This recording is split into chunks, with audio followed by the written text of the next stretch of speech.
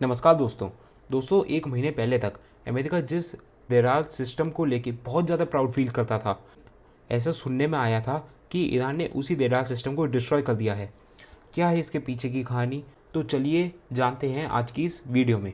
तो NDTV world के द्वारा 7 मार्च 2026 को एक आर्टिकल पब्लिश किया गया था जिसमें ये पुष्टि करी गई थी उनके द्वारा US third radar system worth $300 million obliterated by Iran. कुछ सैटेलाइट की फ़ोटोज़ ने ये पुष्टि करी थी कि जो रडार सिस्टम है AN/TPY-2 जो यूएस के थर्ड मिसाइल डिफेंस सिस्टम में यूज़ करा जाता है, वो जॉर्डन के मुफक्क साल्ती एयर बेस में डिस्ट्रॉय करा गया था। बेसिकली थर्ड डिफेंस सिस्टम है क्या? इसकी फुल फॉर्म है terminal high altitude area defence system, जिसे डेवलप करा था लॉकहीड मार्टिन ने यूएस मिसाइल डिफेंस एजेंसी के लिए। इसका प्राइमरी गोल क्या था? पहली बात, ये हाईली मोबाइल था। इसे एक जगह से दूसरी जगह रैपिडली डिप्लॉय किया जा सकता है और ये डिज़ाइन करा गया है to intercept short, medium and intermediate range ballistic missiles. इसकी खासियत ये है कि ये जो अपकमिंग बैलिस्टिक मिसाइल है, ये उसे उसके टर्मिनल फेज़ में ही हिट करके डिस्ट्रॉय कर सकता है। और इसकी ग्लोबल रेपुटेशन बहुत ज़्यादा बड़ी थी क्योंकि ये as a gold standard of missile defence system consider किया जाता था, जो कि सुपीरियर था यूएस के ही पेट्रोल सिस्टम से in terms of altitude and range. अब मैं आपको थोड़ा सा बताता हूँ। अगर ये मिसाइल है, अगर ये लॉन्च किया गया तो जो बूस्ट फेज़ है ये इसमें अपनी स्पीड अटेन करेगा, जिसके बाद क्या होगा, जो वॉर हेड है वो मिडकोर्स फेज़ में एटमॉस्फेयर के बाहर चला जाएगा। और टर्मिनल फेज़ क्या होता है, जिसमें कि जो मिसाइल है वो वापस री एंटर करता है एटमॉस्फेयर। तो यहाँ पे जो यूएस का थर्ड सिस्टम है वो यही काम करता है कि either in the terminal phase और in the mid course phase वो जो अपकमिंग बैलिस्टिक मिसाइल है वो उसे वहीं जाके डिस्ट्रॉय कर देता है। अगर हम यहाँ पे इसकी परफॉर्मेंस बियॉन्ड लिमिट्स की बात करें या फिर की करेक्टरिस्टिक्स की, तो पहली इंटरसेप्टिंग एल्टीट्यूड, ये इंटरसेप्ट कर सकता है अपकमिंग बैलिस्टिक मिसाइल्स को up to 150 kilometre of altitude, मतलब कि ग्राउंड से 150 किलोमीटर अबव तक जो अपकमिंग बैलिस्टिक मिसाइल है उसे वो वहाँ 150 किलोमीटर हाइट तक हिट कर सकता है। और ये फ्लाई करता है with the speed of Mach 8+, that is around 8 times of the speed of light.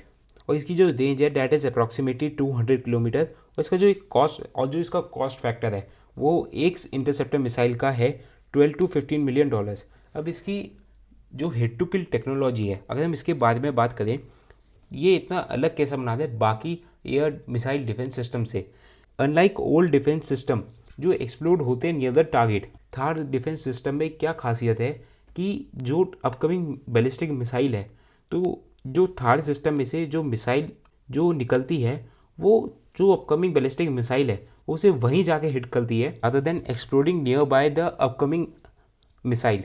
जिसकी वजह से क्या होता है कि ये जो थर्ड डिफेंस सिस्टम है, जो अपकमिंग मिसाइल है, उसका जो इम्पैक्ट है वो पूरी तरीके से ऑलमोस्ट नलीफाई हो जाता है। अगर हम यहाँ पे इसके कंपोनेंट्स की बात करें तो इसमें जो पहला कंपोनेंट है वो है लॉन्चर।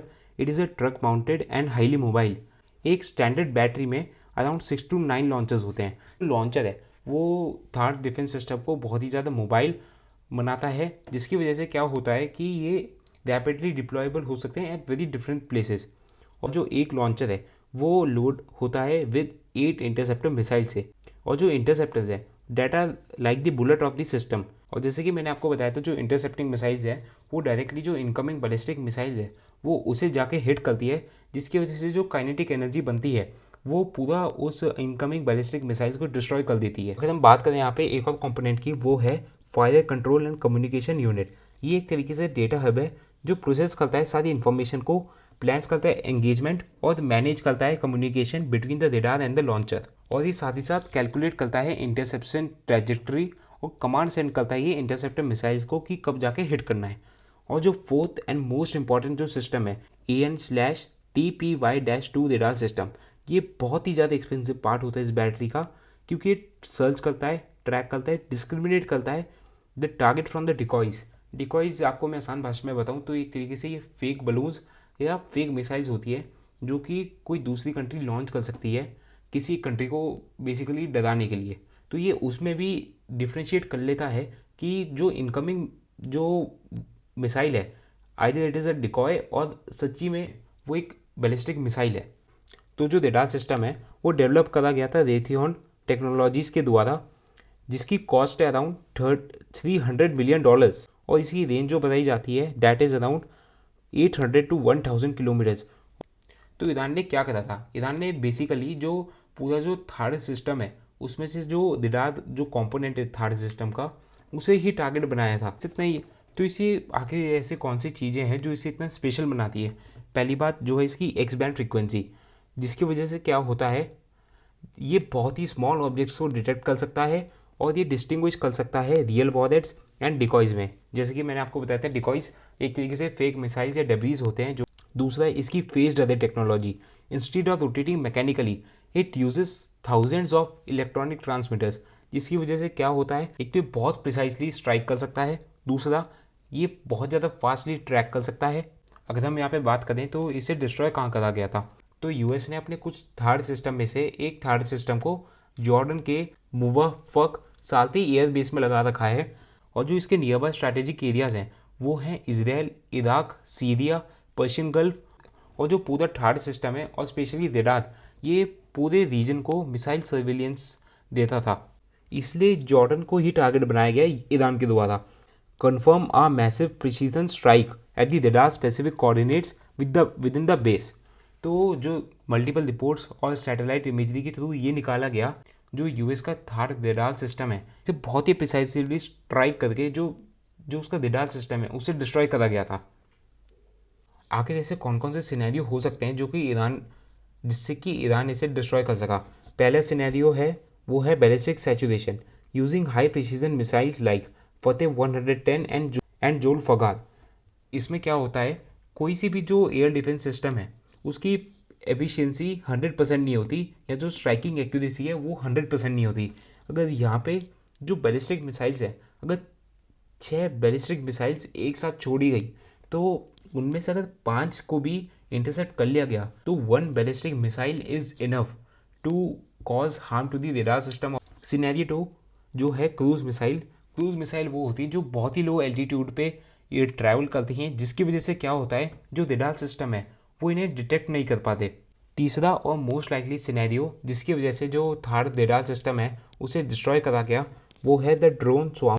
जो ईरान का शहीद 136 ड्रोन है, ये वर्ल्ड का one of the best drone माना जाता है। तो ईरान ने इसमें क्या टैक्टिक यूज़ करी कि उन्होंने एक साथ 50 से 100 शहीद ड्रोन साइमल्टेनियसली लॉन्च कर दिए। अब जैसे कि मैंने आपको बताया कि कोई सी भी रेडार सिस्टम की स्ट्राइकिंग एफिशिएंसी 100% तो होती नहीं है।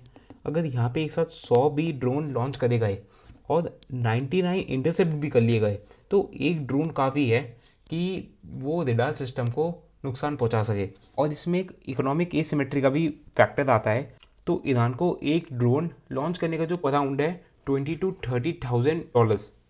वहीं जो मैंने आपको रेडार सिस्टम की जो कॉस्ट बताई थी वो है $300 मिलियन, जो कि ये दिखाता है कि यहाँ पे कितनी ज़्यादा इकोनॉमिक एसिमेट्री है। एक $20,000 to $30,000 का ड्रोन एक $300 मिलियन के मिसाइल रेडार सिस्टम को डिस्ट्रॉय कर सकता है। आजकल के मॉडर्न फेयर में रेडार्स को ये प्राइमरी टारगेट क्यों बनाया जा रहा है? लास्ट ईयर ऑपरेशन सिंदूर के समय आपने देखा होगा कि भिखारियों ने जो लाहौर में अपना चाइनीज़ एयर डिफेंस सिस्टम लगा रखा था, तो हमने क्या करा था, हमने डायरेक्ट उसे डिस्ट्रॉय किया था, उसके रेडार सिस्टम को डिस्ट्रॉय किया था, जिससे कि वो डिटेक्ट ही नहीं कर सके कि इनकमिंग मिसाइल्स कौन सी हैं। तो रेडार सिस्टम को टारगेट करने का सबसे बड़ा तो यही फ़ायदा है कि अगर रेडार ही नहीं होगा तो डिफेंस ही नहीं होगी, क्योंकि बिना रेडार के इंटरसेप्टर हैं वो यूज़लेस हो जाएंगे, जिसकी वजह से वो एक ब्लाइंड स्पॉट क्रिएट कर देगा उस एरिया में। एक तरीके से एक साइकोलॉजिकल विक्ट्री भी है, क्योंकि एक तरीके से जो रेडार है वो आइस की तरह काम करती है, जिसकी वजह से ये और प्रूव होता है ईरान कैपेबिलिटी रखता है कि यूएस के जो मोस्ट एडवांस डिफेंस टेक है उसे डिस्ट्रॉय आसानी से कर सकता है। ये इतना रेयर क्यों है? पहली बात, इसकी जो इन्वेंटरी है बहुत ही ज़्यादा लिमिटेड है, क्योंकि यूएस के पास जो है वो बहुत ही ज़्यादा लिमिटेड थर्ड बैटरीज हैं ग्लोबली, और जो इसकी अप्रॉक्सीमेट डिप्लॉयमेंट्स हैं वो है जैसे कुछ ही कंट्रीज़ में है, जैसे south Korea, Japan, middle east countries और यूनाइटेड स्टेट्स। जिसकी वजह से क्या होता है, अगर एक भी रेडार लूज़ होता है बहुत ही बड़ा डिसएडवांटेज बन जाता है यूएस के लिए स्ट्रैटेजिकली। ये एक तरीके से इरिप्लेसेबल एसेट है, क्योंकि ये मास प्रोड्यूस तो होते नहीं है, जिसकी वजह से होता क्या है कि जो रेडार सिस्टम है it takes years to manufacture and test. I hope आपको इस वीडियो में समझ आया होगा कि ईरान ने यूएस का जो थर्ड डिफेंस सिस्टम है उसे डिस्ट्रॉय कैसे करा।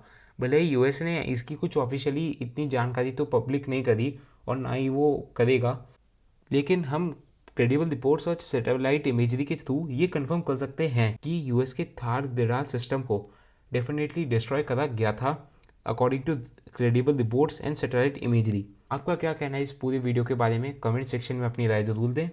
Subscribe to my channel for more such videos. Thank you.